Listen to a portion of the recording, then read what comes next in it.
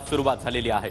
तर तिकडे सोलापूरमधून आमचे प्रतिनिधी सागर सुरवसे सध्या आपल्यासोबत आहेत। सागर, आज राम सातपुते त्याचबरोबर रणजितसिंह नाईक निंबाळकर हे देखील आपला उमेदवारी अर्ज आज दाखल करणार आहे।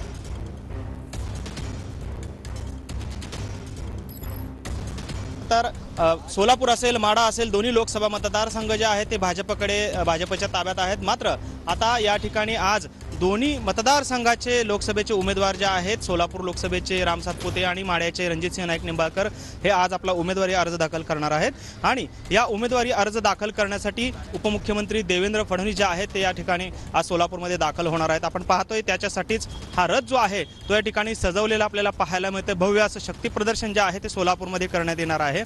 खरं तर सोलापुरातील छत्रपती संभाजी महाराज चौक ते डफरीन चौक त्याचबरोबरीने 7 रस्ता चौक या ठिकाणी ही रॅली जी आहे पूर्णतः साधारणपणे 3 किलोमीटरची रॅली जी आहे त्या ठिकाणी पार पडणार आहे। आपण पाहतोय हा रथ जो आहे तो सजवला जातोय मोठ्या प्रमाणात। आज शक्ती प्रदर्शन जे आहे ते या ठिकाणी करण्यात येणार आहे। मोठ्या प्रमाणात कार्यकर्ते जे आहेत ते देखील दाखल होत आहेत। आपण पाहतोय हा प्रचार रथ आहे। अबकी बार 400 पारचा नारा देत या ठिकाणी हा रथ जो आहे तो सजवण्यात आलेला आपल्याला पाहायला मिळतोय।